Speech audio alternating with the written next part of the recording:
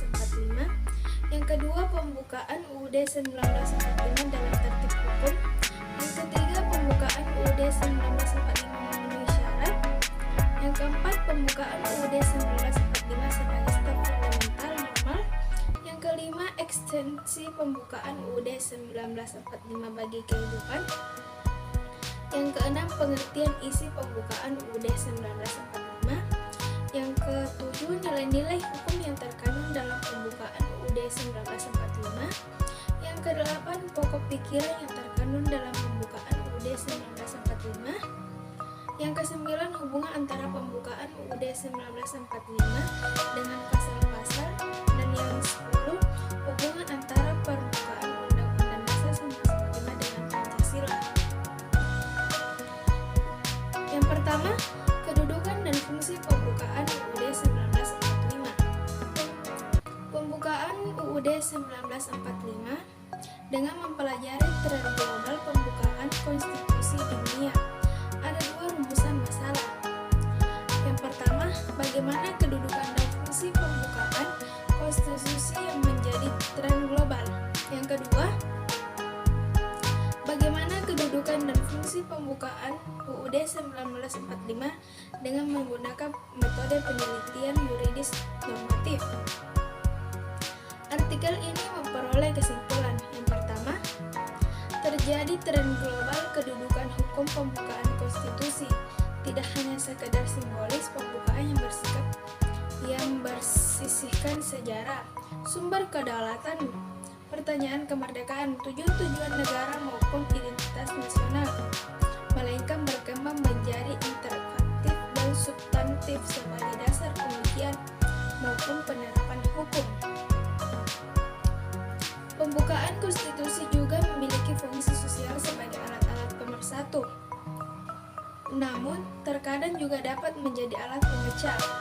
Yang kedua, pembukaan UUD 1945 memiliki kedudukan hukum tidak hanya seremonial, melainkan interpretatif dan substantif dalam pengujian normal di MK dan MA. Serta bagi kebijakan yang harus merujuk pembukaan lebih khusus Pancasila. Seringnya penggunaan Pancasila secara berdiri sendiri membuat pembukaan UUD 1945 acap kali memiliki makna simbolis semesta sebagai tempat Pancasila berada. Dari segi fungsi sosial, pembukaan UUD 1945 dapat menjadi alat pemersatu bangsa, khususnya dengan keberadaan Pancasila sebagai jiwa dan filsafat bangsa. Namun, penggunaan Pancasila secara berlebihan dapat juga mengakibatkan penindasan seperti yang terjadi pada Orde Baru. Disarankan penggunaan Pancasila seharusnya dalam bingkai pembukaan UUD 1945 sebagai satu kesatuan, serta perlunya pembahasan kekuasaan secara wajar guna mencegah perpecahan. Yang kedua, pembukaan UUD 1945 dalam tertib hukum. Pembukaan Undang-Undang Dasar Negara Republik Indonesia tahun 1945 suatu dokumen negara merupakan monumen keberhasilan perjuangan bangsa dan manusia negara Indonesia yang merdeka. Pembukaan UUD tahun 1945 terletak dalam Konstitusi Negara Republik Indonesia dan membuat sejarah pengajuan pernyataan kemerdekaan serta tujuan berdirinya negara. Penelitian ini membahas mengenai kedudukan dan implementasi pembukaan Undang-Undang Dasar Negara Republik Indonesia tahun 1945 dalam sistem hukum nasional. Sebagaimana diketahui bahwa selain letaknya sebagai bagian dari konstitusi nasional, negara Republik Indonesia muatan yang diatur dalam pembukaan Undang-Undang Dasar Negara Indonesia tahun 1945 juga tidak kalah pentingnya dalam penyelenggaraan kehidupan negara yang merdeka. Metode penelitian pada penulisan ini adalah yuridis normatif dengan spesifis, penelitian deskriptif analitis, yakni suatu penelitian dengan mana selain melukiskan keadaan, objek atau peristiwa, objek atau persoalan yang dikaitkan dengan teori-teori hukum dan praktek pelaksanaan positif yang berkaitan dengan permasalahan. Penelitian ini menggunakan data sekunder yang diperoleh melalui keputusan dan diuraikan secara sistematis. Dalam konteks teori Hans Kelsen, pembukaan ini lebih tepat diklarifikasikan sebagai normal. Dalam sudut pandang stat fundamental normal Hennewer's, sudut pandang teori sumber hukum pembukaan UUD 1945 berkedudukan sebagai sumber hukum formil.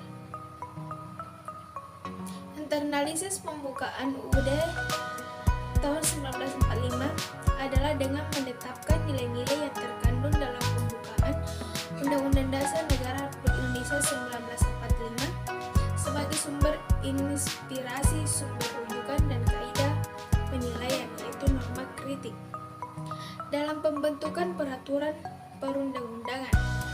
Yang ketiga, pembukaan Undang-Undang Dasar 1945 memenuhi syarat. Pembukaan Undang-Undang Dasar 1945 memenuhi syarat adanya tertib hukum Indonesia.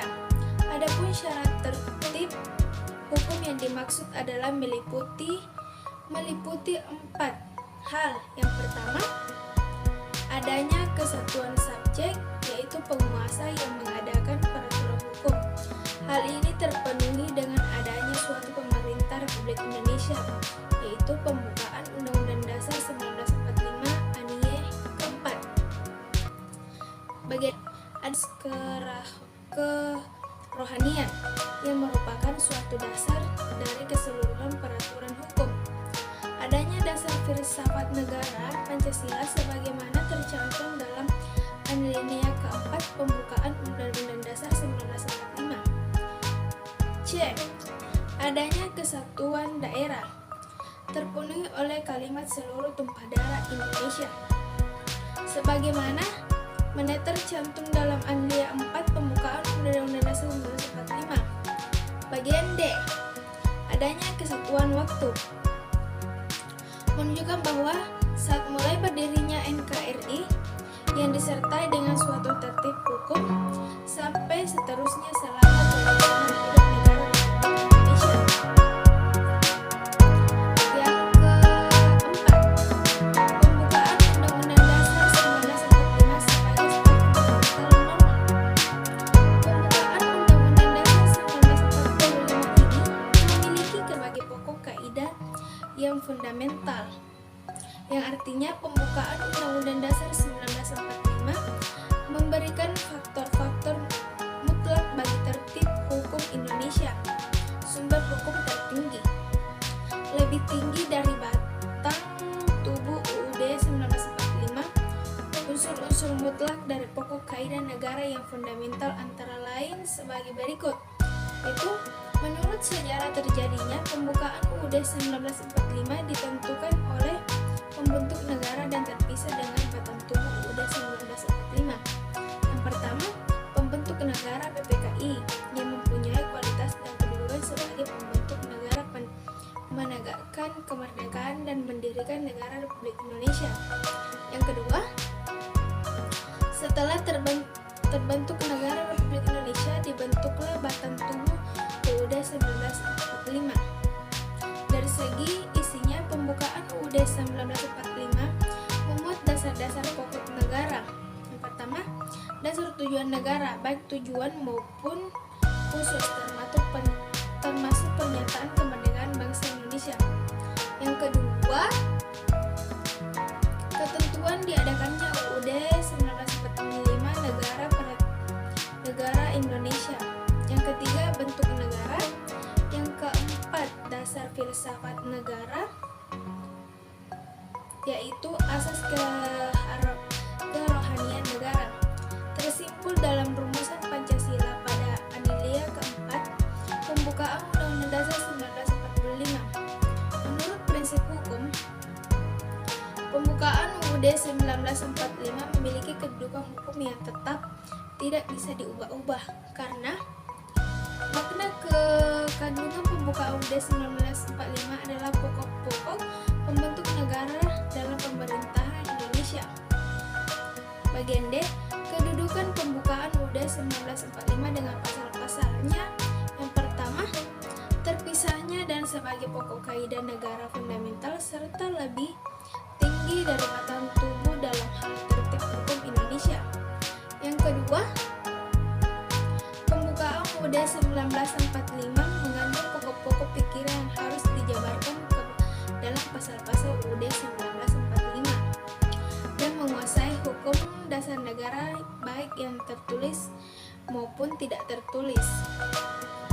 Meskipun pembukaan UUD 1945 ini memiliki kedudukan lebih tinggi dari batang tubuhnya, tetapi tetap berkaitan dengan batang tubuh lainnya. Yang kelima, ekstensi pembukaan UUD Undang-Undang Dasar 1945 bagi kelangsungan NKRI. Ekstensi pembukaan UUD 1945 ini merupakan hukum dasar tertulis dari sumber tertib hukum yang tertinggi dalam negara Indonesia, memuat tentang 5 hal. Yang pertama, hak-hak asasi manusia. Yang kedua, hak dan kewajiban warga negara. Yang ketiga, pelaksanaan dan penegakan kedaulatan negara serta pembagian kekuasaan negara. Yang keempat, wilayah negara dan pembagian daerah, kewarganegaraan dan kependudukan keuangan negara sebagai peraturan negara yang tertinggi. Undang-Undang Dasar 1945 menjadi acuan dan parameter dalam pembuatan peraturan yang ada di bawahnya. Oleh sebab itu, peraturan perundang-undangan yang ada tidak boleh bertentangan dengan UUD 1945. Undang-Undang Dasar 1945 dapat. Baiklah, itulah tadi para materi saya. Kurang lebihnya mohon dimaafkan. Wabillahi taufiq wal hidayah. Assalamualaikum warahmatullahi wabarakatuh. Teman-teman, selamat menonton. Jangan lupa like, komen, dan